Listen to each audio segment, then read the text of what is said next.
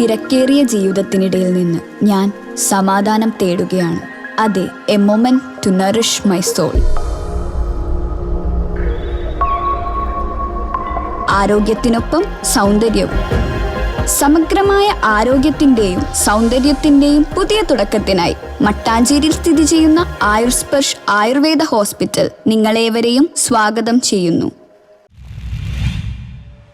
മുൻകാല KSA കൂട്ടായ്മയുടെ ആഭിമുഖ്യത്തിൽ ഫോർട്ട് കൊച്ചിയിൽ റിപ്പബ്ലിക് ദിനം ആഘോഷിച്ചു.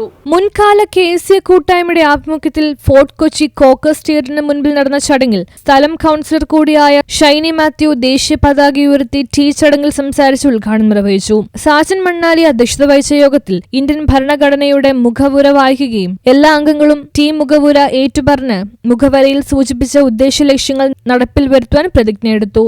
ഇവിടെ ഇന്ന് ചില പാർട്ടികൾ നടത്തുന്നതുപോലെ കോൺഗ്രസ് മുക്ത ഭാരതത്തിന് വേണ്ടിയിട്ടൊന്നും, അല്ലെങ്കിൽ RSS മുക്ത ഭാരതത്തിന് വേണ്ടിയിട്ടല്ല ശ്രീ ജവഹർലാൽ നെഹ്റു ശ്രമിച്ചത്.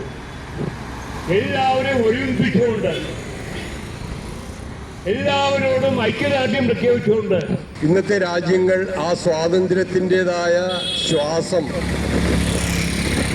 ഉച്ഛ്വസിക്കുന്നുണ്ടോ? ആ ഭരണഘടന ഉയർത്തിപ്പിടിച്ചിട്ടുള്ള ആദർശങ്ങൾ, തുല്യനീതി, നമുക്കിഷ്ടമുള്ള ഭക്ഷണം കഴിക്കുന്നതിനുള്ള അവകാശം, മറ്റുള്ളവർക്ക് ബുദ്ധിമുട്ടില്ലാത്ത രീതിയിലുള്ള വസ്ത്രം ധരിക്കാം, നമ്മുടെ വിശ്വാസങ്ങൾ, മതവിശ്വാസങ്ങൾ ഉയർത്തിപ്പിടിച്ചുകൊണ്ട് നമുക്ക് പ്രവർത്തിക്കാം. ഇങ്ങനെയുള്ള കാര്യങ്ങളെല്ലാം ഈ രാജ്യത്ത് നടമാടുന്നുണ്ടോ, അല്ലെങ്കിൽ അതിനെല്ലാം അവസരങ്ങളുണ്ടോ?